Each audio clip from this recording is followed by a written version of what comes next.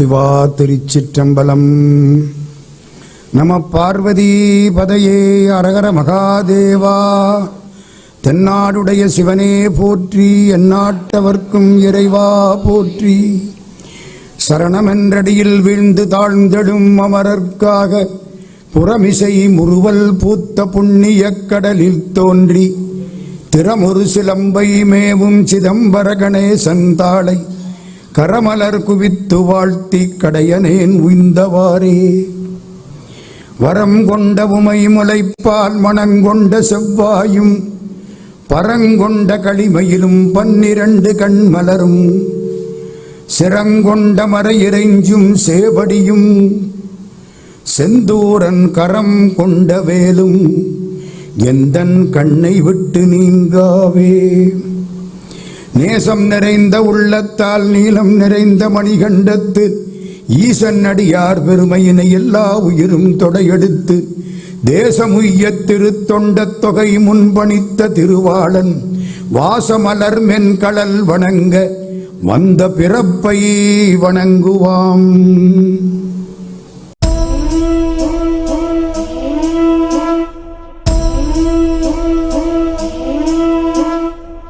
அன்புக்கும் வணக்கத்திற்கும் மரியாதைக்கும் உரிய சான்றோர் பெருமக்களே, தாய்மார்களே, உங்கள் திருவடிகளை எல்லாம் வணங்கி நம்முடைய ஹெலன்ஸ்பர்க் வெங்கடேச பெருமாளுடைய தேவஸ்தானத்தாருக்கு நம்முடைய நன்றிகளை தெரிவித்து, முருகனுடைய ஆலய பெருமக்கள், நம்முடைய மன்றத்தைச் சேர்ந்த சைவ மன்ற பெருமக்கள் ஆகியோருக்கெல்லாம் நம்முடைய நன்றி கலந்த வணக்கங்களை உரித்தாக்கி இன்றைய உரையை தொடங்குகின்றோம். கிட்டத்தட்ட ஒரு 100 வருஷத்துக்கு முன்னால இங்கிலாந்தில் ஒரு பெரியவர், அவர் ஒரு உயிர் எழுதி வைத்து விட்டு இறந்து விட்டார். அந்த உயிரில் 2 பகுதி. முதல் பகுதியில் என்ன எழுதியிருந்தது தெரியுமா? நான் இறந்த பின்னால் என்னை இரவு 8 மணிக்குத்தான் அடக்கம் செய்யும் இடத்துக்கு கொண்டு செல்ல வேண்டும். 8 மணிக்கு பின்னால் தான் அடக்கம் செய்ய வேண்டும். இது 1. 2, இந்த உயிரின் 2வது பகுதியை என்னை அடக்கம் செய்த பின்பு சுடுகாட்டில் தான் படிக்க வேண்டும். உயிரெழுதி வச்சுட்டு இறந்து போயிட்டார். முடிஞ்சது. உடனே அதே மாதிரி ராத்திரி 8 மணிக்கு கொண்டுகிட்டு போனாங்க இங்கிலாந்து லண்டன்ல. சும்மாவே குளிர் இழுக்கும்.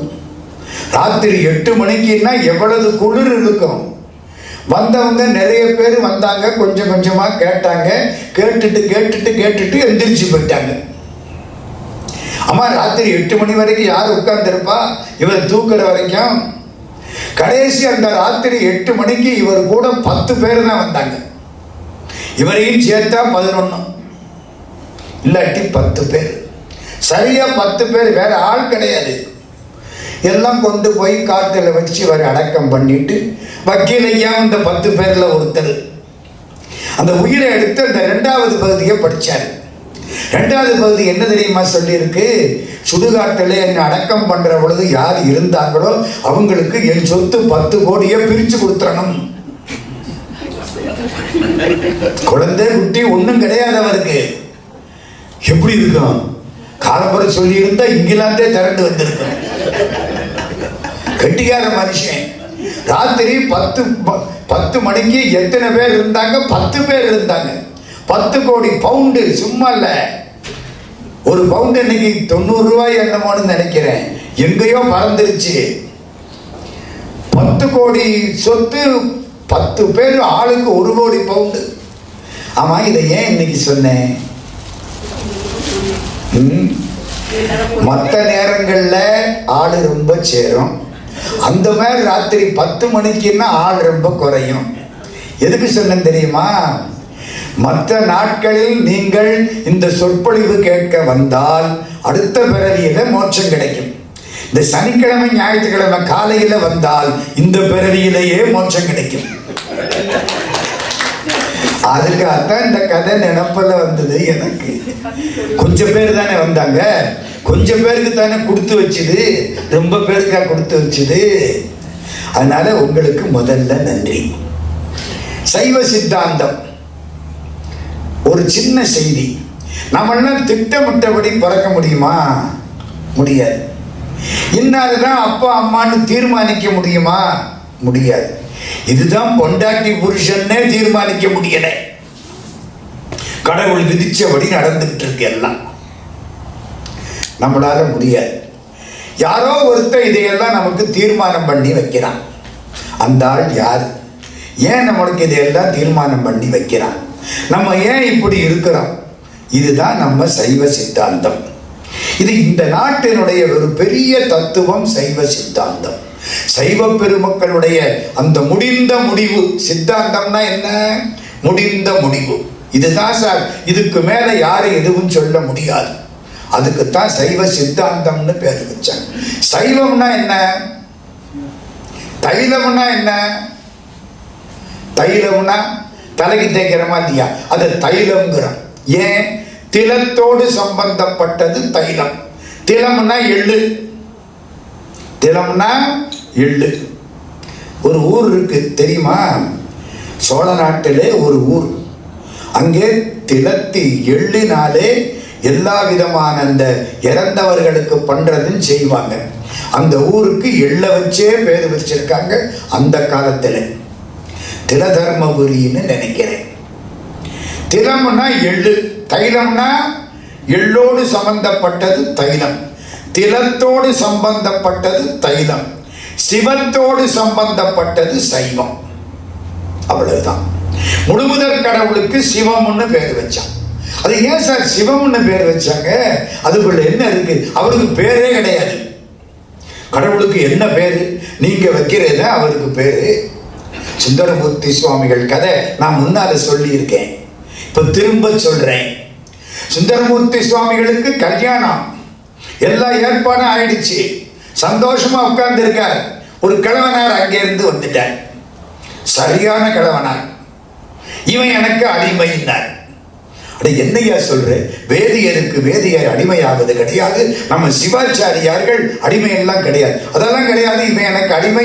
இவங்க பாட்டனார் எழுதி கொடுத்த ஓலை இருக்குன்னாராம். சுந்தரமூர்த்தி சுவாமி பார்க்கிற பொழுது இடுப்புல இருந்து இந்த பெரியவர் ஒரு ஓலையை உருகி இருக்கார். இவர் அந்த ஓலையை வாங்கி கிழிச்சு விட்டார். கிழிச்ச உடனே அவர் சொன்னார், எப்போ ஓலையை கிழிச்சு விட்டானோ அப்பவே ஓலையில இவனுக்கு பாதகமா இருக்குன்னு அர்த்தம். அந்த ஆளு பழைய மன்றாடி இப்படி திருப்பிட்டார் கதையை. இல்லாட்டி கிழிப்பானா? இவனுக்கு சாதகமா இருந்தா கிழிக்க மாட்டான், இவனுக்கு பாதகமா இருந்திருக்கு அதனாலதான் கிழிச்சு விட்டான் அப்படின்ட்டார். எல்லாரும் ஒன்றும் சொல்ல முடியாம தவிக்கிறாங்க. ஏன் உனக்கு என்ன பைத்தியம் வாங்குறாரு இருந்தாரு? நான் பைத்தியமா இருந்தா என்ன, யாரா இருந்தா என்ன, நீ அதை பத்தி கேட்க வேண்டியதில்லை. வித்தகம் பேச வேண்டாம், பணி செய்ய வாரும். நீ இந்த அறிவு திறமையினாலே எல்லாம் பேசாத, தொண்டு செய். வித்தகம் பேச வேண்டாம், பணி செய்ய வாரும் என்றான். அருமையான வரி. சரி, உங்க ஊர் எங்கேயா இருக்கு? இந்த இங்கதான் வெண்ணெய்நல்லூர். அங்கதான் நம்ம இன்னைக்கு பேச போறோம். ரொம்ப திருவெண்ணெய்நல்லூர். சரி, அங்க அரங்கூர் அவையம் இருக்கா? இருக்கு. நீதிமன்றம் எல்லாம் அரங்கூர் அவையத்துக்கு போயிட்டாங்க. இந்த கிழவனார் கம்பீரமா முன்னால போறாங்க. இந்த பின்னாலே சுந்தரமூர்த்தி சுவாமி தலையை குனிஞ்சுக்கிட்டு போறார். நண்பர்கள்லாம் அதுக்கு பின்னால போறாங்க. அரங்கூர் அவையத்துக்கு போய் அந்த கிழவனார் வழக்கினை சார சொன்னார் சேக்கிடார். சார சொன்னார்னா நல்ல புரிகிறாப்புல தெளிவா சொல்லிவிட்டார். அவங்க கேட்டாங்க, ஏன் இதுக்கு என்ன மாதிரி வழக்கம் உண்டா? மனுஷனுக்கு மனுஷன் அடிமையாகிற வழக்கம் உண்டா? கிடையாது. இதுக்கு எது ஆவணம் இருக்கா? ஆவணம்னா பதிவு, சான்று, ரெக்கார்டு. ஆட்சியில் ஆவணத்தில் அன்றிமற்ற அயலார்த்தங்கள் காட்சியில் 3 காட்டுக. சேக்கிடார் வார்த்தை. ஆட்சியில் இருக்கணும், இல்லைன்னா ஆவணத்தில் இருக்கணும், இல்லைன்னா யாராவது சாட்சி இருக்கணும். ஆவணம் ரெக்கார்டு இருக்கா? இருக்கு. என்ன ரெக்கார்டு? இவங்க பாட்டை எழுதி கொடுத்த ஓலை. காட்டுவேன், இவன் கிழிக்க கூடாதுன்னு உத்தரவாதம் கொடுக்கும். சரி, கிழிக்க மாட்டான். ஓலையை சரட்டுன்னு அடுத்த ஓலையை இடுப்பில் இருந்து உருகிட்டார். இவன் யோசிக்கிறான், நம்ம தான் அன்னைக்கே அந்த ஓலையை கிழிச்சு தூக்கி போட்டோமே, இந்த மனுஷனுக்கு இந்த ஓலை எப்படி வந்தது? அது படி ஓலை, இது அசல் ஓலை. அது நகல், இது அசல். புரிகிறாப்பட சொல்லவா? அது செராக்ஸ் காப்பி, இது ஒரிஜினல். முத ஓலைக்கு செராக்ஸ் காப்பி எடுத்தவர் நம்ம சிவபெருமான். முடிஞ்சுதா? ஓலை எடுத்து பார்த்தா அதுல என்ன இருக்கு, அதான் இப்ப எனக்கு வேணும். என்ன இருக்கு தெரியுமா? திருவெண்ணெய்நல்லூர் பித்தனுக்குன்னு எழுதியிருக்கு. யாருக்கு? சிவபெருமானுக்கு. சிவபெருமானுக்கு என்ன பேரு? திருவெண்ணெய்நல்லூர் பித்தன். ஏன் இந்த சுந்தரமூர்த்தி சுவாமி பித்தான்னு கூப்பிட்டார்ல, நீ பைத்தியம்னு தானையா என்ன கூப்பிட்ட, அதான் என் பேர் வச்சுக்க. திருவெண்ணெய்நல்லூர் பித்தனுக்கு இந்த வேதியன் சிவாச்சாரியார் எழுதிய ஓலை. இங்கு நாங்கள் வழி வழி அடிமை, இதற்கு இங்கு இவை என் எழுத்து. அப்புறம் கதை அது பாட்டுக்கு போகுது, நான் அங்கே எல்லாம் போகல. என்ன பேரு வச்சுக்கிட்டார் சிவபெருமான் தனக்கு? திருவெண்ணெய்நல்லூர் பித்தனுக்கு. ஏன்? சுந்தரமூர்த்தி பித்தான்னு கூப்பிட்டதுனால தன் பெயரை பித்தன் எழுதினார். நீங்க எந்த பெயர் வச்சு கூப்பிடுறீங்களோ அதுதான் கடவுளுக்கு பெயர். அவருக்குன்னு ஒரு பேரும் கிடையாது. ஒரு நாமம் ஓர் உருவம் ஒன்றுமில்லாருக்கு 1000 திருநாமம் பாடி நாம் தெள்ளேனம் கொட்டாமோ. பேரில்லாத கடவுள் தனக்கு ஒரு பெயரை வைத்துக் கொண்டு வந்தார். அந்த பெயர் சிவம். அவருக்கு பேர் கிடையாது, அடையாளம் தான். சிவம்னா மங்களம், சிவம்னா கண்டோரால் விரும்பப்படும் தன்மை உள்ள ஒரு வழிபாட்டுக்குரிய தெய்வம். சுருக்கமா சொல்ல போனா மங்களம், சர்வ மங்களங்களும் தருவோம். ஏன் சிவம்னு பேர் வச்சான்?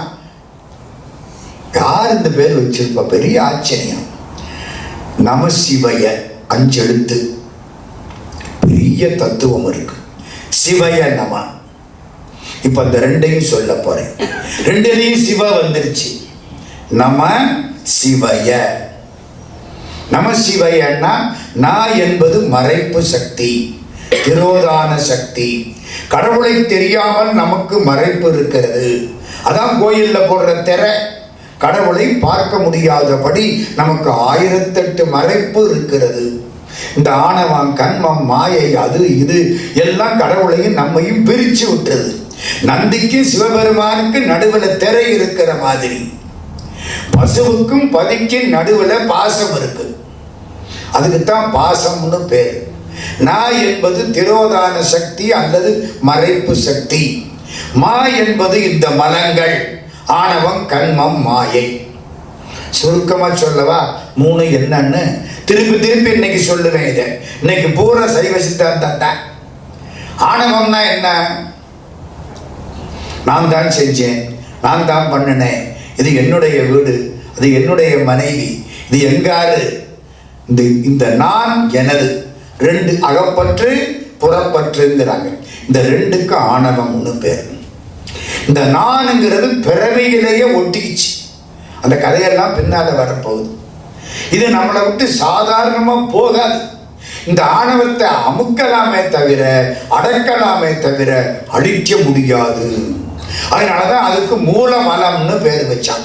முருகப்பெருமான் மயில் மேல உட்கார்ந்து இருக்கார். ஏன்? நல்லா பார்த்தீங்களா? 2 பக்கமும் காலை போட்டு உட்கார்ந்து இருப்பாரு.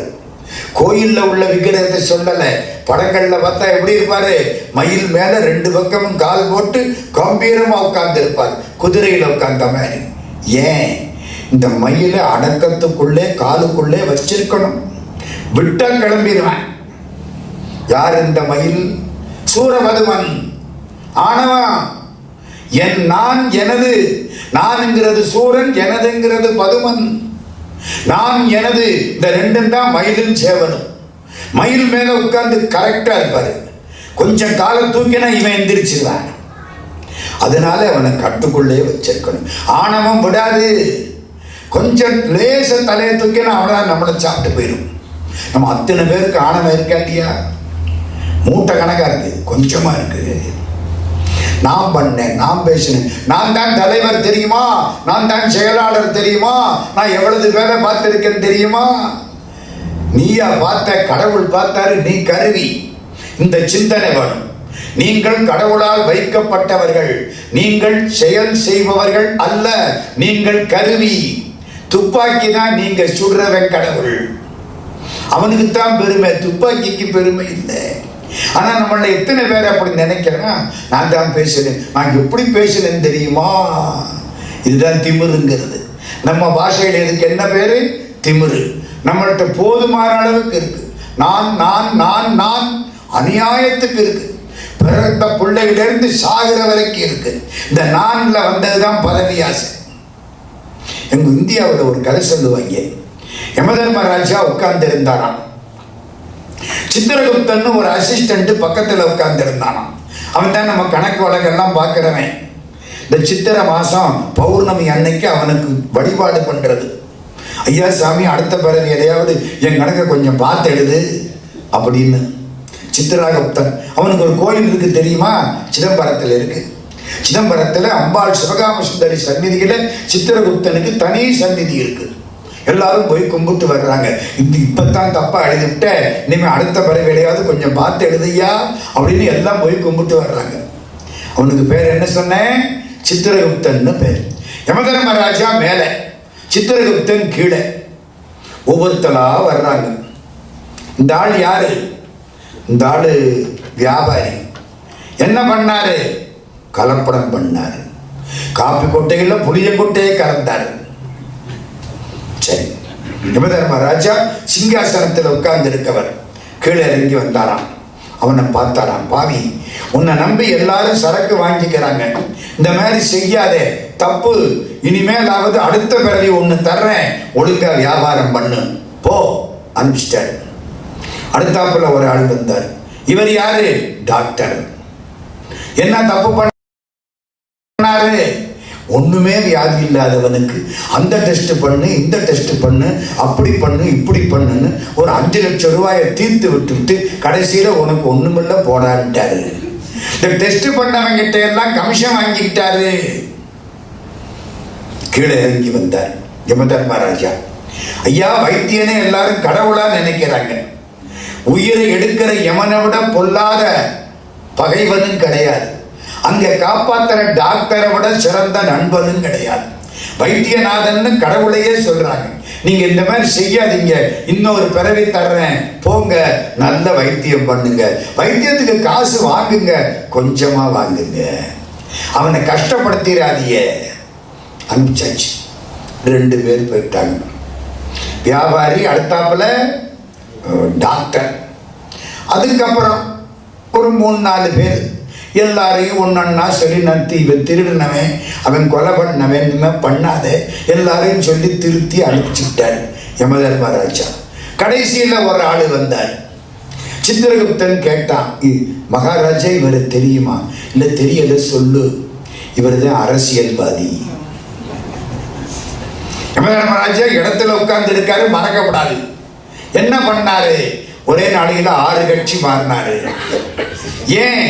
அதுக்கு மேல கட்சி அந்த ஊர்ல கிடையாது. பண்ண வேண்டிய அநியாயம் பாக்கியெல்லாம் பண்ணிவிட்டாரு. தேர்தலுக்கு முன்னால ஒரு பேச்சு, பின்னால ஒரு பேச்சு, மக்கள் சொத்தையெல்லாம் அள்ளிக்கிட்டாரு. யமதர்மராஜா உட்கார்ந்த இடத்துல உட்கார்ந்து அந்த ஆளை இங்கே வான்னு கூப்பிட்டார். வந்தான். இனிமே இந்த மாதிரி செய்யாத, இப்போ ஒரு பிறவி தர்றேன், யோக்கியமான அரசியல்வாதியா இரு அனுப்பிச்சிட்டாரு. சித்திரகுப்தன் கேட்டான், எல்லாரும் வந்தபோது இறங்கி வந்து சொன்னீங்க, இந்த அரசியல்வாதி வந்த பொழுது இறங்கி வராம உங்க சீட்ல உட்கார்ந்துட்டு சொன்னீங்களே, ஏன்?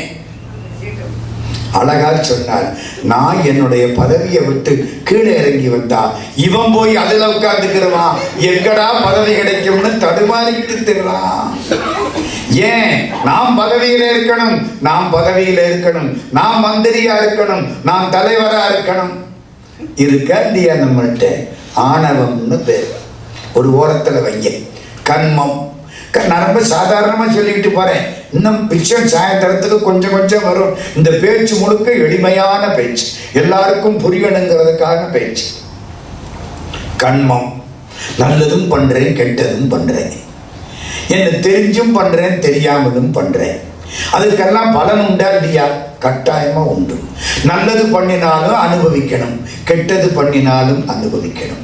நல்லது பண்ணினா அடுத்த பிறவியில நல்லா இருக்கலாம், கெட்டது பண்ணினா அடுத்த பிறவியில கஷ்டப்படலாம். நல்லதுங்கிறது நல்வினை, அது தீவினை. நல்வினைங்கிறது தங்க விலங்கு, தீவினைங்கிறது இரும்பு விலங்கு.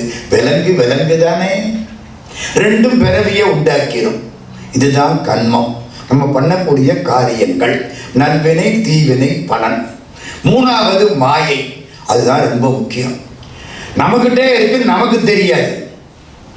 நம்ம இருக்குன்னு நம்பிக்கிட்டு இருக்க இல்லாம போயிடும். நம்ம பைசா நினைச்சுக்கிட்டே இருப்போம், போயிடும். இல்லைன்னு நினைப்போம், வந்துடும். உலகம் பெருசுன்னு நினைப்போம், உலகம் போயிடும். நம்ம வீடுன்னு நினைப்போம், வீடு போயிடும்.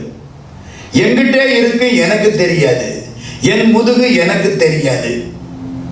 அதுதான் மாயை. புரிகிறாப்பது சொல்லவா?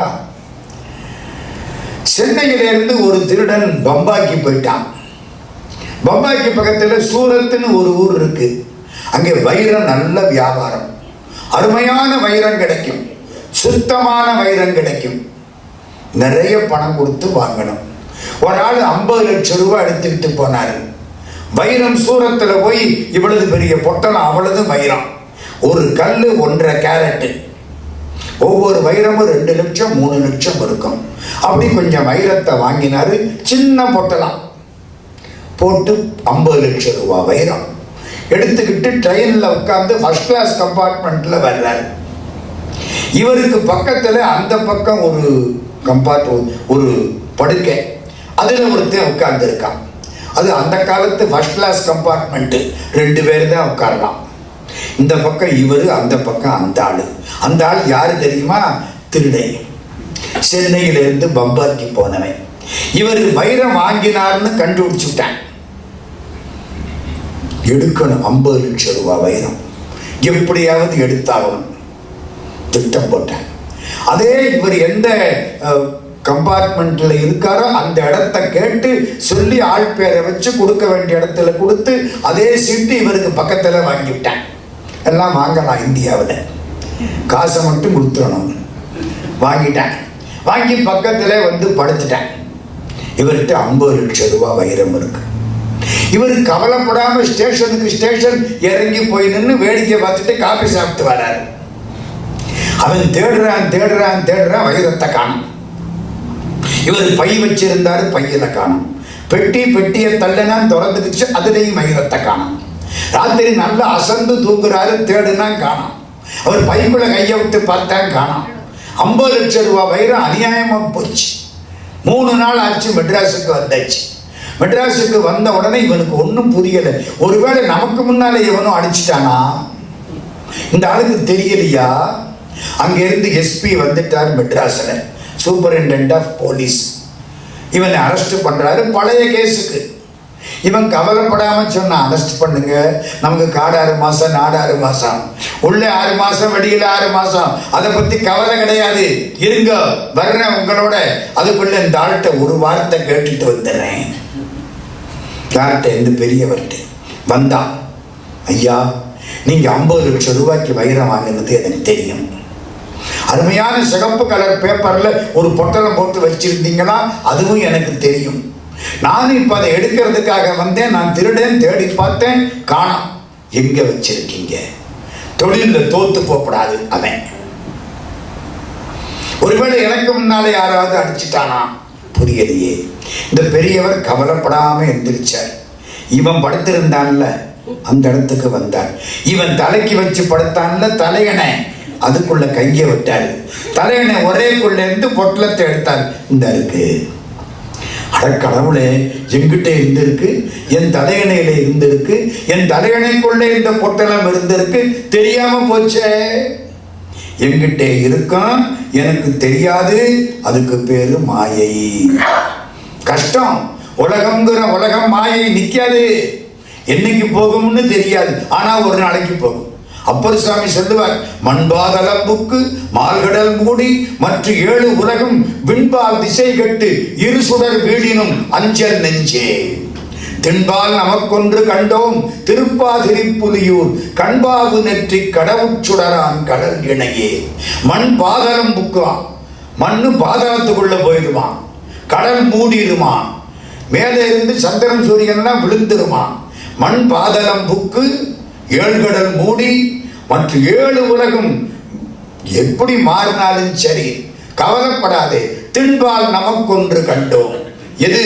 திருப்பாதிரிப்புலியூர் கண்பாகு நெற்றி கடவுட் சுடரான் கடல் இணையே. திருப்பாதிரிப்புலியூர் பெருமான் திருவடி நமக்கு போதும். இப்போ ஆணவம், கண்மம், மாயை மூணாச்சா? இருங்க, நமசிவயன்னு வர்றேன். இன்னைக்கு முன்னுரை தான் காலம்புற பூரா. நமசிவயன்னா நா என்பது மறைப்பு சக்தி, மா என்பது ஆணவ கண்மம் மாயை, சி என்பது சிவபெருமான் இறை, வா என்பது அம்பாள் பராசக்தி, ய என்பது ஆன்மா. தமிழ்ல யா போட்டா 10ன்னு அர்த்தம், காணா போட்டா 1, காணா போட்டு சைபர் போட்டா தப்பு. இப்படி போடக்கூடாது. யானா போட்டா தான் 10. தமிழ்ல யானா போட்டா 10. ஆன்மாவுக்கு 10 தன்மைகள். அதனாலே ஆன்மாவுக்கு என்ன பேர் கொடுத்தான்? யன்னு பேர் கொடுத்தான். ராவணனுக்கு எத்தனை தலை? நம்ம தான், வேற ஒண்ணும் கிடையாது. ராவணன் நமக்குள்ளதான் இருக்கிறான். 10 தலை, 10 தன்மைகள். அதைத்தான் சிம்பாலிக்கா 10 தலைன்னாங்க. ஒரு பக்கம் நமசிவய. நமசிவய முதல்ல உள்ள எழுத்து ந, மறைப்பு சக்திக்கு முதலிடம் கொடுத்துட்டோம். அதனாலே உலக இன்பங்கள் அதிகமா கிடைக்கும். நமசிவய நமசிவயன்னு சொன்னா உலக இன்பங்கள் அதிகமா கிடைக்கும். பொண்டாட்டி, புள்ள குட்டி, பணங்காசு, பொன்னாடு, பொருள், பதவி எல்லாம் கிடைக்கும். சிவய நமன்னா முதலிடம் சி, சிவபெருமானுக்கு கொடுத்துட்டோம். சி வ ய ந ம, நமவை தள்ளிவிட்டோம். ய வாவுக்கு பக்கத்துல உட்கார்ந்து இருக்கு, சி அங்கே இருக்கு. சிகரத்துக்கு முதலிடம் கொடுத்தால் சிவபெருமான் தன்னையே கொடுப்பார். சிவாய நமன்னா கடவுளே கிடைப்பார். ஆனா ஒண்ணு பார்த்தீங்களா, இது எல்லாத்திலையுமே இந்த ய வாவுக்கு பக்கத்துல இருக்கு. வான்னா யாரு? அம்பாள் பராசக்தி. யங்கிற ஆன்மாவை அம்பாள் பராசக்தி ஆகிற வா சிவபெருமானிடத்திலே கொண்டு போய் சேர்ப்பாள். சிவய நம, நம சிவய. ஒரு பக்கம் நினப்புல வச்சுக்கிடுங்க. நம்ம சைவ சித்தாந்தத்துக்கு அடிப்படை இதுதான். இது நமசிவய. எப்படி? நம என்பது பாசம், சிவ என்பது பதி, ய என்பது பசு. பதி பசு பாசம்னு சொல்றீங்கல்ல, நமசிவய வல்லது இருக்குல்ல, இருக்கா? நம என்பது பாசம், ஆணவம், கண்டம், மாயை எல்லாம் மாட்டிடுச்சா? சிவ என்பது கடவுள் பதி, ய என்பது இந்த ஆன்மா பசு. இந்த பசு, பதி பசு பாசத்தை இறை உயிர் தலைன்னு தமிழாக்கினார்கள். பதின்னா இறை, பசுன்னா உயிர், பாசம்னா தலை. இறை உயிர் தலை, பதி பசு பாசம். திருமூலர் தான் இதுக்கு முதல்ல சைவ சித்தாந்த விளக்கம் கொடுத்தவர். மெய்கண்டாருக்கெல்லாம் முன்னால. மெய்கண்டார் கிட்டத்தட்ட 13ஆம் நூற்றாண்டு. அதுக்கு முன்னால திருமூலர் 1000 வருஷத்துக்கு முன்னால ஒரே பாட்டுல சைவ சித்தாந்தத்தை சுருக்கமா சொல்லிவிட்டார். 4 வரிதான். பதி பசு பாசம் என பகர் 3இல் பதியினை போல் பசு பாசம் அனாதி. இதான் முதல் பாடம். கடவுள் எப்போ உண்டானார்? உண்டாகவே இல்லை. அவர் என்னைக்கு இருக்கார்? இந்த பசு எப்போ உண்டானுச்சு? ஆன்மா அதுவும் உண்டாகல, எப்பவும் இருக்கு. இந்த பாசம் அதுவும் எப்பவும் இருக்கு. இதுதான் சைவ சித்தாந்தத்துக்கு போடப்பட்ட கான்கிரீட் அடிப்படை. இது பெரிய விஷயம். கடவுள் பாசத்தை உண்டாக்குவாரா? உண்டாக்கினா அவர் கடவுளே இல்லை. ஒருவேளை பாசம் கடவுளை உண்டாக்குமா? பாசத்தினால அவ்வளவு தூய்மையான கடவுளை உண்டாக்க முடியாது. அப்படின்னா இந்த பசு இருக்கு, இந்த பசு பதியை உண்டாக்கி இருக்குமா? நான் தான் பசு, நான் கடவுளை உண்டாக்குவேனா? நான் கடவுளை உண்டாக்கினா கடவுள் என்ன அளவு கெட்டுல போயிடுவாரு. ஆமா, நான் உண்டாக்கினா அவர் எப்படி நல்லவரா இருப்பாரு? என்கிட்ட கெட்ட உலகம் இருக்கே, அது கிடையாது. ஒருவேளை பகவான் இந்த பசுவை உண்டாக்கினாரோ? இல்லை, கடவுள் பசுவை உண்டாக்கி இருந்தா பசு சுத்தமாக இருக்கு, இப்படி அசுத்தமா இருக்காதே. அழுக்கு மெய் கொடுந்திருவடி அடைந்தேன், அதுவும் நான் படப்பு அலதொன்றானால் இருக்க முடியாதே. அப்ப பாசம் கடவுளை உண்டாக்க முடியாது, அது சுத்தமான கடவுளை உண்டாக்க அதுக்கு ஆற்றல் கிடையாது. ஒருவேளை இந்த பசு பாசத்தை உண்டாக்கி இருக்குமோ, எனக்கு கட்டுறதுக்கான சங்கிலியை உண்டாக்க நான் என்ன முட்டாளா? யானை வேணும்னா சங்கிலியை தலையில தூக்கிட்டு போகும், அதை கட்டுற சங்கிலியை. நாம் அறிவுள்ளவன், நான் மாட்டேன் அப்படின்னா பதி பசு பாசம் மூணு, இது அதை உண்டாக்கல, அது இதை உண்டாக்கல, மூணு என்னைக்கும் இருக்கு. மூணு பாடம் சொல்றார் திருமந்திரம். பதி பசு பாசம் என பகர் மூன்றில் பதியினை போல் பசு பாசம் அனாதி. முதல் பாடம். இரண்டாவது பாடம், இந்த பசு பாசத்தோட சேர்ந்து கிடக்கு. அறிவுள்ள பசு அறிவில்லாத பாசத்தோட சேர்ந்து கிடக்கு. இப்படி சேர்ந்து கிடக்கிற வரைக்கும் இது கடவுள்கிட்ட போக முடியாது. பதியினை சென்று அணுகா பசு பாசம், பசுவும் பாசமும் சேர்ந்து இருக்கிற பொழுது கடவுள்கிட்ட போக முடியாது. ஒருவேளை கடவுள் வந்துட்டா என்ன ஆகும்? இருட்டு ஒளியிட்ட போக முடியல, ஒளி வந்துட்டா இருட்டு ஓடி போயிடும். இருட்டே போன சொல்லணும் வேண்டாம். பதி அணுகில் பசு பாசம் நில்லாவே. பசுவும் பாசமும் சேர்ந்து இருக்காது, பாசம் போயிடும், பசு மட்டும் நிம்மதியா இருக்கும், பகவானோட கலந்துரும். அதுக்கு பசுபதின்னு பேர். சுருக்கமா 4 வரியிலே சைவ சித்தாந்த விளக்கம் கொடுத்தவர் திருமூலர். உபதேசம்னு தலைப்புக்கு பேர். உபதேசத்திலே 30 பாட்டு, 30 பாட்டு சைவ சித்தாந்தம் திருமந்திரம். காலத்தினால் முற்பட்ட சைவ சித்தாந்தம் திருமந்திரம். உபதேசம் அருமையான பாட்டு. விண்ணின்று இடிந்து வினைக்கீடாய் மெய் கொண்டு தன்னின்ற தாளை தலைக்காவல் முன் வைத்து உள்நின்றுருக்கி ஓர் ஒப்பிலா ஆனந்த கண் இன்று காட்டி களிம்பருத்தானே. நம்மளாம் எங்க இருந்து வந்தோமா? ஆகாசத்திலிருந்து வந்தோமா? நமக்கு சொந்த வீடு அது, இது வந்த வீடு. ரொம்ப பேர் வந்த வீட்டையே சொந்த வீடா நினைச்சுக்கிட்டுறான். என்னுடைய பார்வையில பார்த்தா இது நமக்கு ஜெயில். நம்ம பண்ணின நல்வினை தீவினை எல்லாத்தையும் ஒரு அட்டையில எழுதி நம்ம கழுத்துல போட்ட மாதிரி கையில போட்டு விட்டாங்க. இந்த ரேகை தான் அதெல்லாம். நல்வினை தீவினை இவனுக்கு இப்போதைக்கு இப்படி, இது ஜெயில். கடவுள் திருவடி தான் நம்ம சொந்த வீடு. நீ 32 வருஷம் ஜெயிலில் இருக்கணும்னு சொன்னான்னா 32 வருஷம் இந்த ஜெயிலில் இருக்கத்தான் வேணும். சில பேர் நீ 100 வருஷத்துக்கு இருக்கிற அநியாயம். அந்த ஆளு 100 வருஷத்துக்கு இந்த ஜெயிலில் இருந்துதான் தீரணும். நம்ம ஜெயில்னு புரிஞ்சுக்காம நம்ம வீடுன்னு தப்பா நினைச்சுக்கிட்டு இருக்கோம். அங்கதான் விவகாரமே. ரொம்ப நாளைக்கு இருக்கணும் சார், ரொம்ப நாளைக்கு இருக்கணும் சார். எவனாவது இறந்து போயிட்டான்னா ஐயோ இவன் ஜெயிலை விட்டு தப்பிச்சுட்டானேன்னு அழுகிறோம். அப்படித்தானே? நம்மெல்லாம் மாட்டிக்கிட்டு இருக்கோம்ல. இது நமக்கு வந்த வீடு தவிர சொந்த வீடு ஆகாது. இதெல்லாம் தெளிவா புரிஞ்சுக்கிட்டா அறிவு நுட்பப்படும். சைவ சித்தாந்தத்துக்கு நோக்கமே அதுதான். மிருகத்துக்கு மனுஷனுக்கு என்ன வித்தியாசம்? அதுக்கு 5 அறிவு, நமக்கு பகுத்தறிவு 6வது அறிவு. இந்த பகுத்தறிவு நமக்கு இருக்குது நன்மையா தீமையா? நோக்க நன்மை, நடக்கிறது தீமை. இந்த சிங்கம் பகவான்கிட்ட போனிச்சான், கடவுளே என்ன இந்த மனுஷனுக்கு மட்டும் பகுத்தறிவுன்னு ஒன்று 6வது அறிவை கொடுத்திருக்கீல்ல? ஆமா, எனக்கும் கொடு. 6வது பகுத்தறிவை எனக்கும் கொடு. நான் ராஜா, சிங்கம், காட்டு ராஜா, கொடு. சிவபெருமான் சிரிச்சாராம். ஏன் சிரிக்கிறீங்க? பகுத்தறிவை மனுஷனுக்கு கொடுத்தனே, அது வரமுன்னு நினைச்சுதான் கொடுத்தேன், இப்ப அது சாபமா போச்சு, வேணுமான்னாராம்.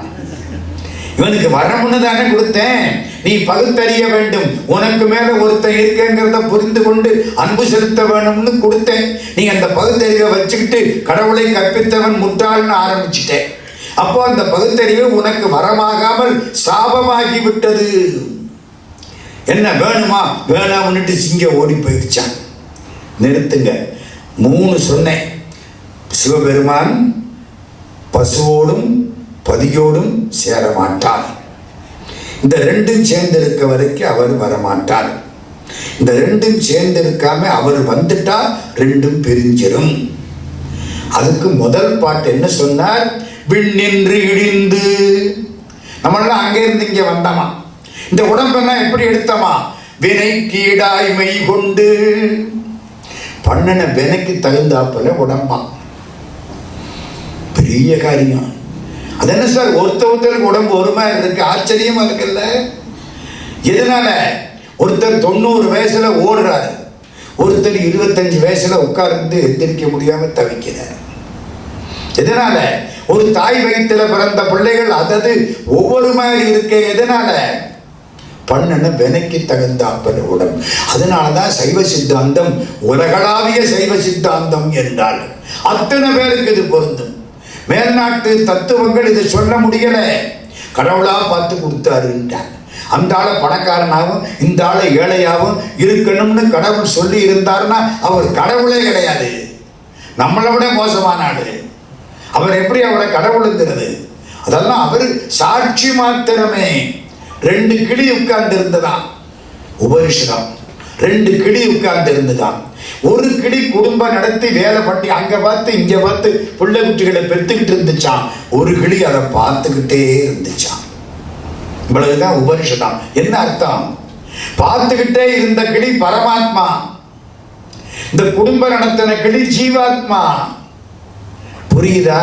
2 கிளியும் ஒரே கிளையில தான் உட்கார்ந்து இருக்கு. அது பரமாத்மா, இது ஜீவாத்மா. அது பதி, இது பசு. இது குடும்ப நடத்தி இங்கே வாழ்க்கை பண்ணி இதுதான் முக்கியம்னு அது அங்கேருந்து பார்த்துக்கிட்டே இருக்கு. உன்னை நல்லா தாண்டா இப்படி இருக்கணும்னு நினைச்சேன், நீ இப்படி ஆகி போயிட்டியே, எப்படியாவது ஒரு நாளைக்கு எங்கிட்ட வரமாட்டியா?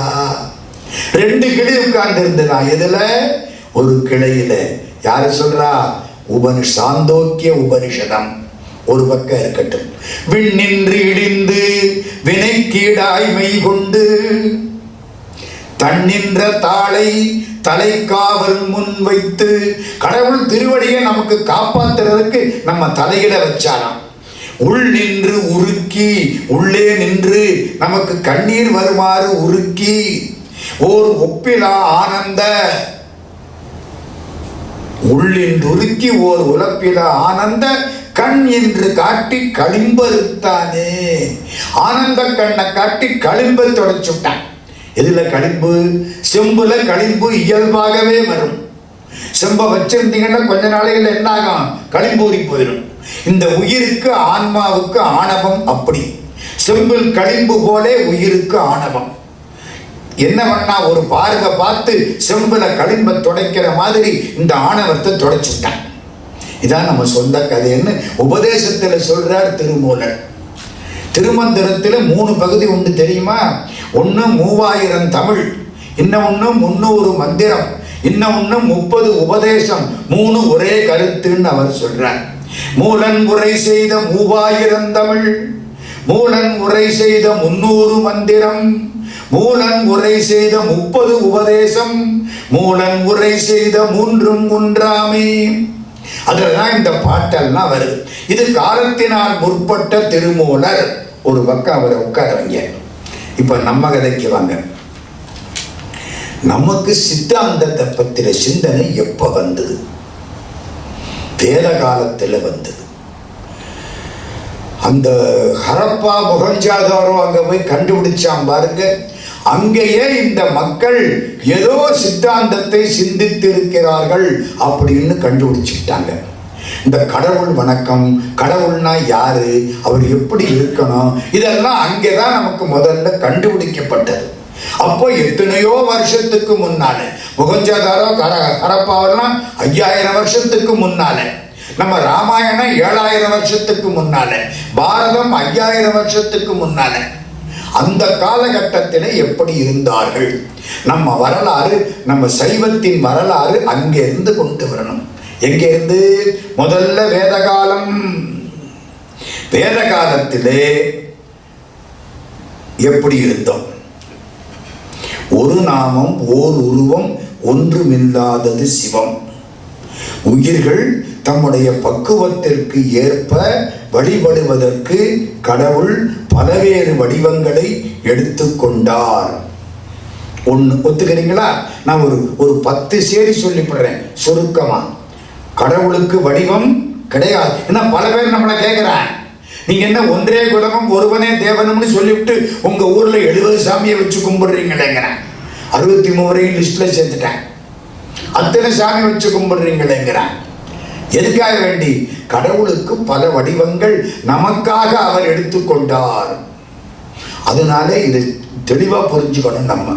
ரெண்டாவது, உரு அரு அரு உரு 3 வடிவமும் அவருக்கு உண்டு. சிதம்பரம் போயிருக்கீங்களா? நடராஜா உரு, சிதம்பரம் ரகசியம் அரு. ரத்தன சபாபதிக்கு பக்கத்துல சிவலிங்கம் இருக்கும், அரு உரு. சிவலிங்கத்துக்கு உருவம் உண்டா? உண்டு. ஆனா பண்ணா தெரியலையே. அதனால அது அரு உரு. அருவும் உருவும் சிவலிங்கம். அரு சிதம்பரத்துல ரகசியம், உரு நடராஜா. ஒரே நேரத்தில் 3ஐயும் கடவுள் காட்டுறார். திருப்பெருந்துறை போயிருக்கீங்களா? அதே மாதிரி காட்சி. சிவபெருமானே இல்லை, மன்னிக்கணும், சிவலிங்கம் இல்லை. சிவபெருமான் இல்லைன்னு சொல்லப்படாது, இல்லை சிவலிங்கம் இல்லை. அரு உரு மாணிக்கவாசக சுவாமி, அரு உரு அம்பாள். அம்பாளுக்கு 2 கால் தான் தெரியும். திருப்பெருந்துறை அம்பாளுக்கு நேர் சந்நிதி மாணிக்கவாசகன். மாணிக்கவாசகர் தான் அம்பாள், அம்பாள் தான் மாணிக்கவாசகன். அதனால சிவபெருமானுக்கு பக்கத்துல, இந்த பக்கம் சிவபெருமானுக்கு வல பக்கத்திலே அம்பாள் சந்நிதி. ஜன்னலுக்குள்ள பார்த்தா அம்பாளுடைய கால் தான் தெரியுமே தவிர திருமேனி முழுக்க தெரியாது. திருப்பெருந்துறை ஆவுடையார் கோயில், அறந்தாங்கியிலிருந்து 10 கிலோமீட்டர் தூரம். நேர பார்த்தா அம்பாள், இந்த பக்கம் மாணிக்கவாசகர். அம்பாள் யாரு? உரு. என் கால் தெரியுது, உடம்பு பூரா தெரியல, அது அரு. அப்ப அரு உரு அம்பாள், அரு சிவபெருமான், உரு மாணிக்கவாசகர் சுவாமி. சிதம்பரத்திலையும் பார்க்கலாம், திருப்பெருந்துறையிலையும் பார்க்கலாம். கடவுள் 3ஆவது நிற்கிறார், உருவாய் அப்புறம்தான் அருவாய். உங்களால நினைச்ச மாத்திரத்துல ஒண்ணுமல்லாத நினைக்க முடியுமா? எங்க ஒண்ணுமல்லாத நினைச்சுக்கிடுங்கன்னா என்னத்தை நினைச்சுக்குவீங்க? முதல்ல ஒரு உருவம் வரும். இந்த உருவத்திலிருந்து படிப்படியா போயிட்டா கொஞ்ச நாளைக்கு அப்புறம் உருவம் தேவைப்படாது. அப்போ அருவத்துல கூட வழிபாடு பண்ணலாம். அது பெரிய ஸ்டேஜ். உருவில தான் தொடங்கணும். உருவாய் அருவாய். விவேகானந்தர் ஒரு சமஸ்தானத்துக்கு போனார் வடநாட்டில். கேத்திரி மகாராஜா, அங்க எல்லாம் சமஸ்தானங்கள். அப்போ 56 ராஜாக்கள், அதுல கேத்திரி மன்னர் ஒருத்தர். விவேகானந்தர் சுவாமியை கூட்டிட்டு போய் உட்கார வச்சுட்டார். சுவாமி விவேகானந்தர் அங்க உட்கார்ந்து பேசிக்கிட்டு இருக்கார். ஒரே வார்த்தை, கடவுளை கும்பிடக்கூடாது, கடவுளுக்கு வடிவம் கிடையாது. என்னத்துக்கு கோயில்ல போய் ஒரு கல்லை போய் இந்த கும்பிடுறீங்க? கேத்திரி மகாராஜா, கல்லுக்கு இவ்வளவு அபிஷேகமா? கல்லை வச்சு கும்பிடக்கூடாது, கடவுள்னா மனசுக்குள்ள நினைச்சு கும்பிடுங்க, இதெல்லாம் வீண். கேத்திரி மகாராஜா விவேகானந்தர் இப்படி பார்த்தாரு. இந்த ஆள்கிட்ட சொன்ன திருந்த மாட்டேன். மந்திரியை கூப்பிட்டாரு. மகாராஜாவுக்கு ஒரு திவான், அவர் தான் மந்திரி. வந்தார். மந்திரி வந்து நின்றார். மகாராஜா படம் மாட்டி கிடக்கு.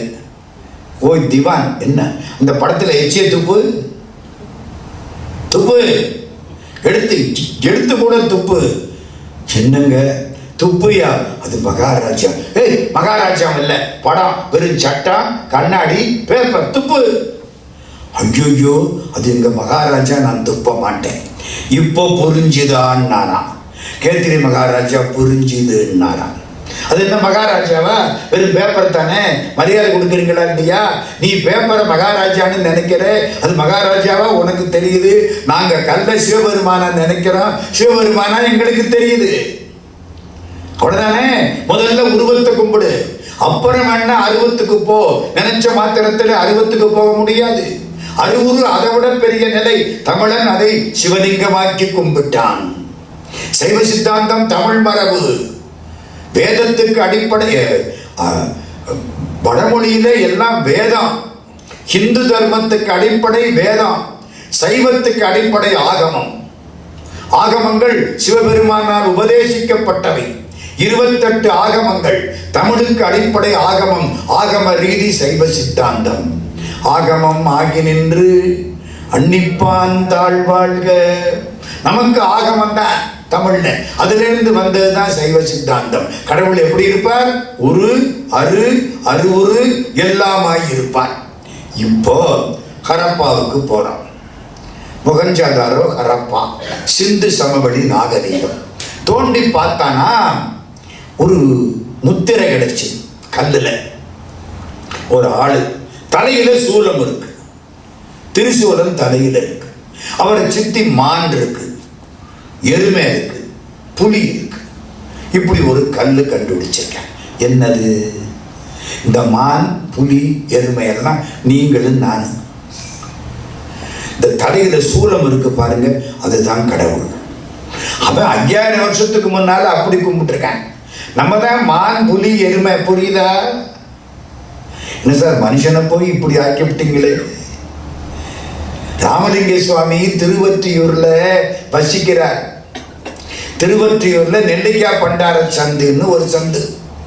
நெல்லிக்காய் பண்டாரம்னு ஒருத்தர் இருந்தார், அவர் பேர்ல சந்து. சந்து வழியா கோயிலுக்கு போகலாம். அந்த சந்துல கடைசியில ஒரு சாமியார் ஒன்னும் போடாம பிறந்த மேனிச்சு உட்கார்ந்து இருப்பார். நிர்வாண சன்னியாசி. யாரு தெருவில் போனாலும் நாய் போகுது, குரங்கு போகுது, யானை போகுது, ஐயோ ஆந்த போகுது. மனுஷனை புடிஞ்சுக்கிட்டே உட்கார்ந்து இருப்பாராம். ஏன்? பழிச்சு பழி வாங்குறவன் யானை, கக்கணத்தை சாப்பிடுறவன் நாய். பகல் பூரா தூங்கி விட்டு ராத்திரிக்கு எவன் தலையில கைய வைக்கிறான்னு நினைக்கிறானே அவன் ஆந்த. தெளிவா நமக்கு பேர் வச்சுட்டு இருந்தார். நமக்குள்ள என்னென்ன உண்டோ எல்லாத்துக்கும் பேர். இந்த ஆந்த போகுது, நாய் போகுது, நரி, நயவஞ்சகம் பண்றவன். ராமலிங்க சாமி அந்த பக்கம் வந்தாராம். பார்த்து ஐயோ உத்தமமான மனுஷன் வந்துட்டான், வேஷ்டியை தூக்கி கட்டிக்கிட்டாராம்.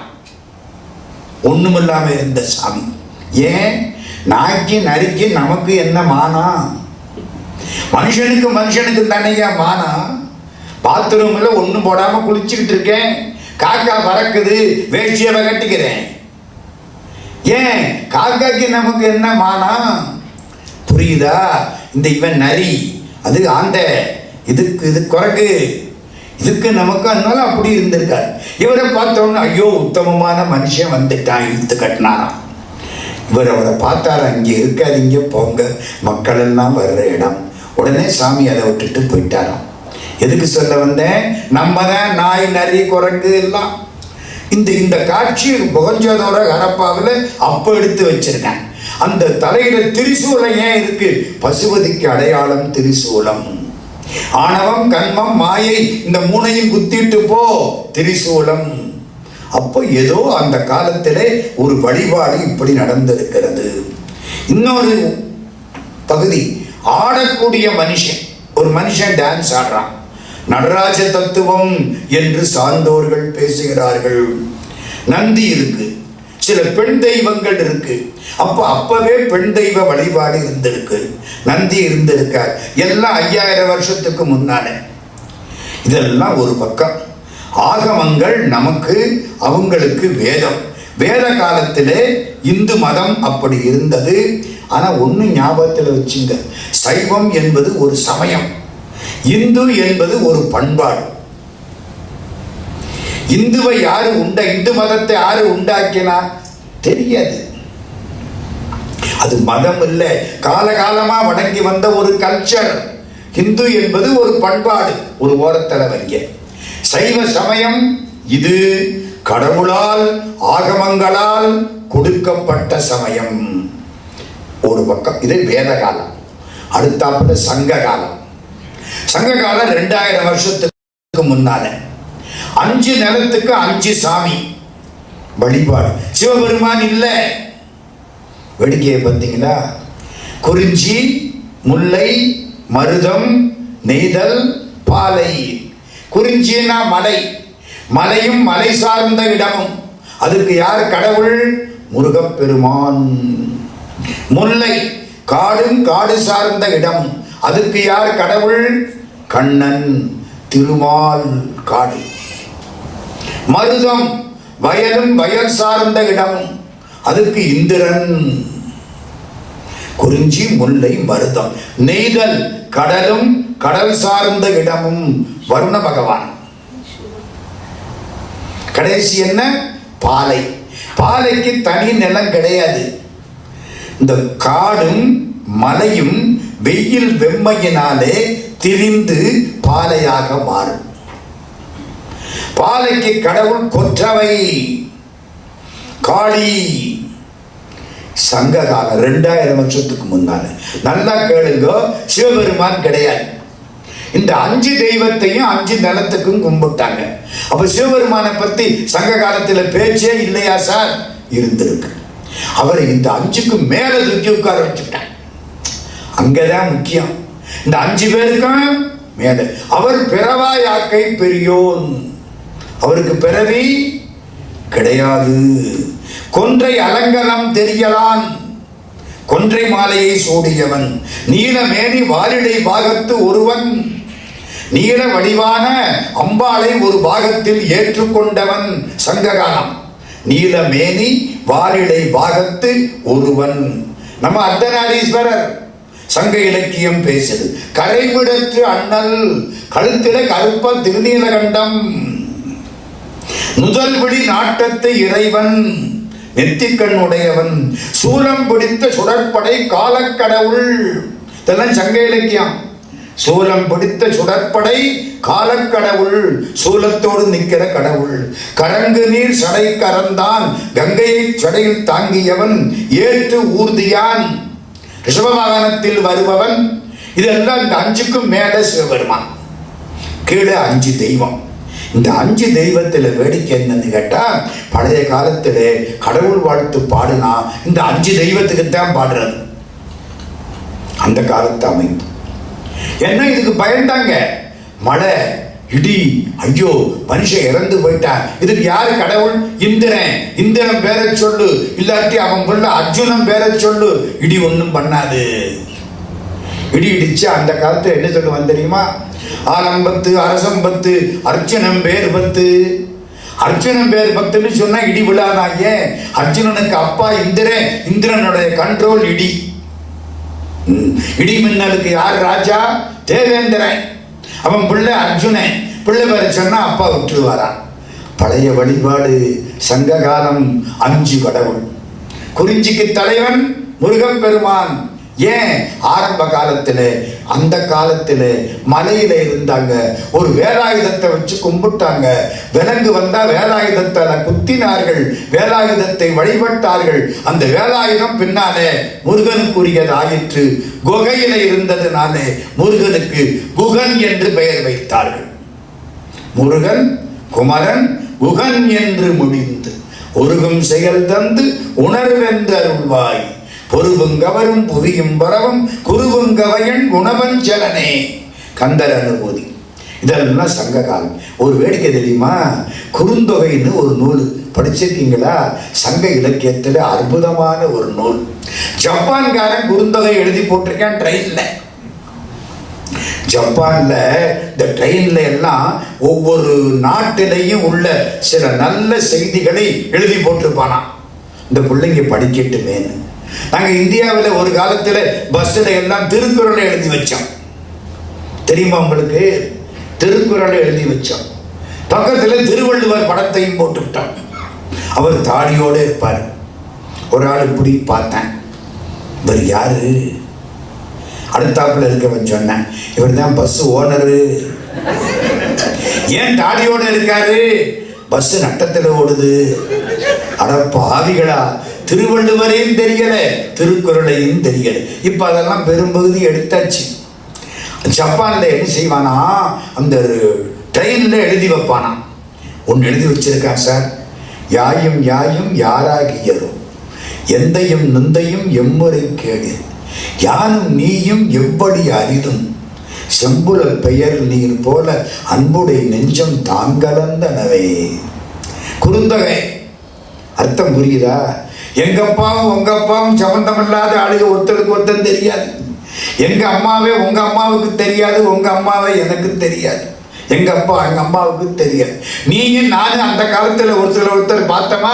பார்க்கல. இப்போ பார்த்த உடனே மழை தண்ணி செம்புளத்துல பேஞ்சு சிவப்பு தண்ணியா மாறுற மாதிரி நம்ம ரெண்டு பேரும் கலந்துட்டோம். காதல் காட்சி. இதை விட நயமா சொல்ல முடியாது. தண்ணிக்கு நிறம் கிடையாது, சரிதானா? எந்த தண்ணி நிலத்துல பாயுதோ நிலத்தினுடைய நிறத்தை தண்ணி எடுத்துக்கும். செம்புல பெயல் நீர் போல சிவப்பா இருக்கிற மண்ணுல தண்ணி விழுந்தா சிவப்பா தெரியும். என் கூட நீ கலந்த உடனே என்ன மாதிரி நீயே ஆயிட்டே. நம்ம ரெண்டு பேரும் ஒன்னா கலந்துட்டோம். செம்புல பெயல் நீரால் அப்படின்னு அவருக்கு பேர் வச்சான் தமிழன். பேர் தெரியல, அவர் பாடினதை வச்சு பேர் வச்சுட்டான். இந்த பாட்டை ஜப்பான்ல எழுதி போட்டிருக்கேன், காதல் பாட்டு. எப்பத்துல அவனுக்கு ஆசை. எதுக்கு சொல்ல வந்தேன்? அந்த காலத்துல இந்த மாதிரி சில வரிகள் 2 வரி எழுதி போடுவாங்க. குறுந்தொகை பாட்டு அங்க வருது. குறுந்தொகையில ஒரு கடவுள் வாழ்த்து. அந்த கடவுள் வாழ்த்துல இந்த சங்க காலத்து வழிபாட்டு முறை குறிப்பாக வைக்கப்பட்டது. முருகனை பற்றின பாட்டு. அந்த காலம் முருகனுக்கு தான் நிறைய பாட்டு. தாமரை புரையும் காமர் சேவடி பவளத்தன்னமே நித்திகளொளி குன்றி ஏய்க்கும் முடுக்கை குன்றின் நெஞ்சு வகை எறிந்த அம்சுடர் நெடுவேன் சேவலங்கொடியோன் காப்ப ஏமவைகள் எய்தின்றால் உலகே. எத்தனை வரி? 6 வரி. முருகனுக்கு எல்லாம் 6 தானே. முகம் 6, இந்த பக்கம் கை 6, அந்த பக்கம் கண்ணு 6, படைவீடு 6 வரி இந்த பாட்டு.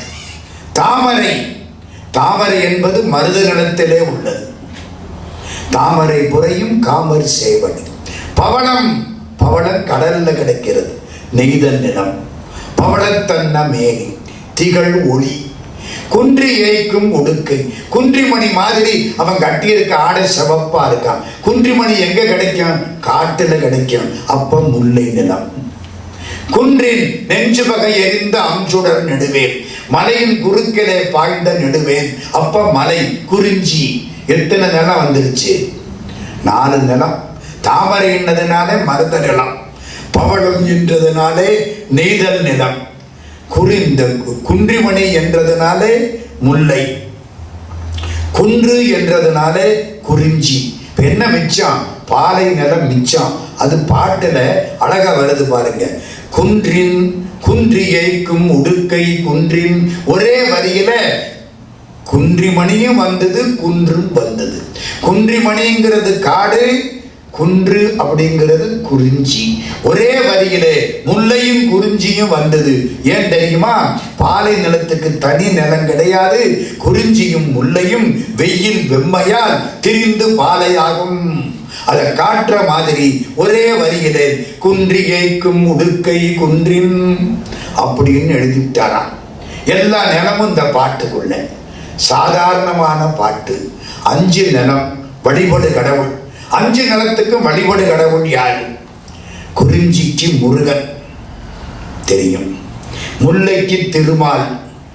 அதனாலதான் திருப்பதி மலையில மேல உட்கார்ந்து இருக்கிறது முருகன் அப்படின்னு ஒரு கட்சி வலுவா இருக்கு. மருதத்துக்கு தேவேந்திரன், நெய்தலுக்கு வருணன், கொற்றவை பால நிலத்துக்கு. இது பழைய காலம். சிவபெருமான்னா யாரு? செம்மை தரக்கூடியவர், மங்களம் தரக்கூடியவர். கொற்றவையை பத்தி பாட்டு இருக்கு சங்க இலக்கியத்துல. காளிக்கு பாட்டு இருக்கு சிலப்பதிகாரம். கண்ணகி கையில ஒரே ஒரு சிலம்போட வந்து நிற்கிறான். இந்த காவக்காரன் பார்த்து விட்டான், பாண்டிய நாட்டு காவல்காரன். அவனுக்கு முன்னால வந்து நிற்கிறான். வாயிலோயே வாயிலோயே அறிவரை போகிய பொறியல் நெஞ்சத்து இறைமுறை படைத்தோன் வாயிலோயே. நீதி இல்லாத ராஜாவுடைய காவல்காரா. ஒத்த பொண்ணு, துணைக்கு ஆள் இல்லை, வெளியூர் பொண்ணு. மறக்காதீங்க, ராஜாட்ட போய் காவல்காரனை பார்த்து இவ்வளவு தைரியமா பேசணும்னா பெண்ணுக்கு சுதந்திரம் அன்னைக்கெல்லாம் இருந்திருக்கு. இன்னைக்கு பேச முடியுமா? வெளியூர் பொண்ணுங்க பூம்புகார் காவிரி பூம்பட்டினத்து பொண்ணு மதுரையில வந்து ராஜாவுடைய அரண்மனைக்கு முன்னால நின்றுகிட்டு நீதி இல்லாத ராஜாவுக்கு காவக்கார பயலேன்னு கூப்பிட்டா அவளுக்கு எவ்வளவு தைரியம் இருக்கணும். அறிவு அறை போகிய பொறியறு நெஞ்சத்து இறைமுறை படைத்தோன் வாயுநோயே. அறிவில்லாதவன், நீதிக்கு தடுமாறியவன், நீதி இல்லாதவன் அந்த ராஜாவுடைய வாயில் காப்போனே. கணவனை இழந்தாள் கடையகத்தாள் என்று அறிவிப்பாயே, அறிவிப்பாயே. கணவனை இழந்த ஒரு பெண் வந்து நிற்கிறாள் அப்படின்னு உங்க ராஜாட்ட போய் சொல்லு. இவன் பார்த்தான்ல, பதறிட்டான். இவன் கையை பார்த்தான், கையில சிலம்ப பார்த்தான், கண்ணீரை பார்த்தான், முகத்துல கோபத்தை பார்த்தான். காவக்கார ராஜாட்ட ஓடினான். மகாராஜா, என்ன அடர்த்தொடு குருதி அடங்கா பசுந்துணி பிடத்தடை பீடம் ஏறிய மடக்கொடி அருவர்க்கிடைய நங்கை இறைவனை ஆடல் கொண்டருடைய அணங்கு சூருடை கானக முகந்த காளி. அவளை பார்த்தா காளி மாதிரி தெர்றா, ஆனா காளி இல்லை. வெற்றி வேல் தடக்கை கொற்றவை அல்லள். வெற்றி வேலை ஏந்திய கொற்றவை அப்படி தெரியுது, ஆனா அவளும் இல்லை. இவ அவளை விட கொள்ளாதவளா தெரிகிறா. படத்தலை பீடம் ஏறிய மடக்கொடி. எரும மாட்டு மேல ஏறி நிற்கிறவன், சிங்கத்தின் மேல ஏறி நிற்கிறவன். படர்த்தலை, சிங்கத்துக்குத்தானே படரி உண்டு. படர்த்தலை பீடம் ஏறிய மடக்கொடி அறுவர்க்கிளைய நங்கை. சப்த மாதர்ல 7வது காளி. அறுவர்க்கிளைய நங்கை இறைவனை ஆடல் கொண்டருடைய அணங்கு. சிவபெருமானையே ஆட வச்சு பார்த்த பொண்ணு அவ இல்லை. செத்தனள் போலும் செகிர்த்தனள் போலும் பொற்றலில் சிலம்பொன்றேந்திய கைகள் கணவனை இழந்தாள் கடையகத்தாளே, கணவனை இழந்தாள் கடையகத்தாளே. அப்ப என்ன புரியுது? காளி, கொற்றவை எல்லாரும் கும்பிடப்பட்டவர்களாய் சிலப்பதிகார காலத்தில் இருந்தார்கள். நிறுத்துங்க, இது சங்க காலம். அப்போ சிவன் வழிபாடு உண்டு, 5 தெய்வ வழிபாடு உண்டு, காளி வழிபாடு சிறப்பாக உண்டு. இது சங்க காலம். அதுக்கப்புறம் வாங்க நம்ம சம்பந்தர் காலம், அப்பர் காலம், காரைக்கால் அம்மையார், கண்ணப்பர் இவர்களுடைய காலம் உங்களுக்கு எல்லாம் நல்லா தெரியும். அது திருமுறை காலம். கிட்டத்தட்ட 3ஆம் நூற்றாண்டில் தொடங்கி 8ஆம் நூற்றாண்டு முடிய திருமுறைகள். 10ஆம் நூற்றாண்டில் நம்பியாண்டார் நம்பிகள். அது வரைக்கும் அதை சேர்த்துங்க. நம்பியாண்டார் நம்பிகள் காலத்தில் சிவம் வெளிப்பட்டது. சிவபெருமான் இந்த அளவுக்கு பெருமை புகழ் பேரெல்லாம் வந்தது எப்போ? இந்த 3ஆம் நூற்றாண்டில் தொடங்கி. அது வரைக்கும் முருகப்பெருமான் தான் ஆளினால்.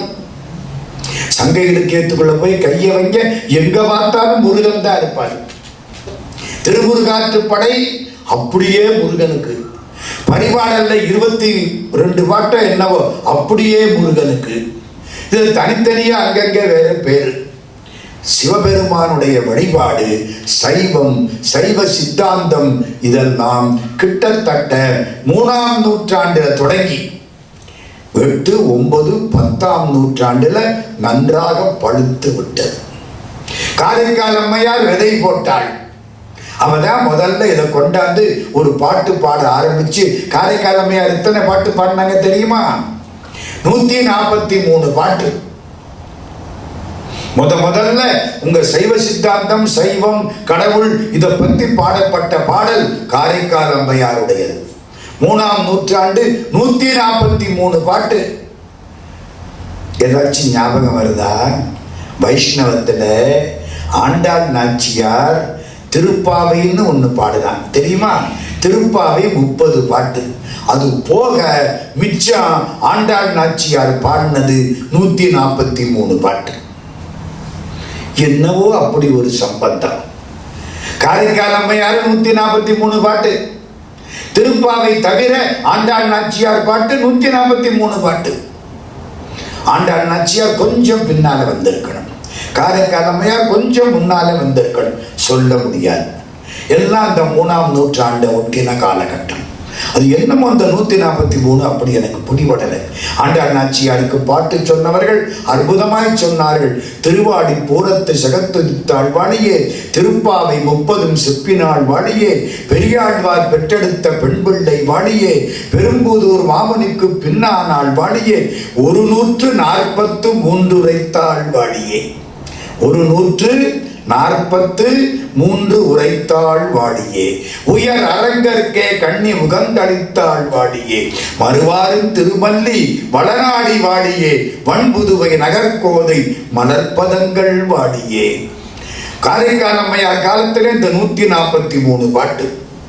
ஆனா பாட்டெல்லாம் தொகுக்கலை, குப்பகுளமா கிடந்திருக்கு. சம்பந்த சுவாமி காலம், அப்புறம் அப்பர் சுவாமிகள், அதை ஒட்டி அப்பர் முன்னால சம்பந்தர் பின்னால, அதுக்கப்புறம் சுந்தரமூர்த்தி.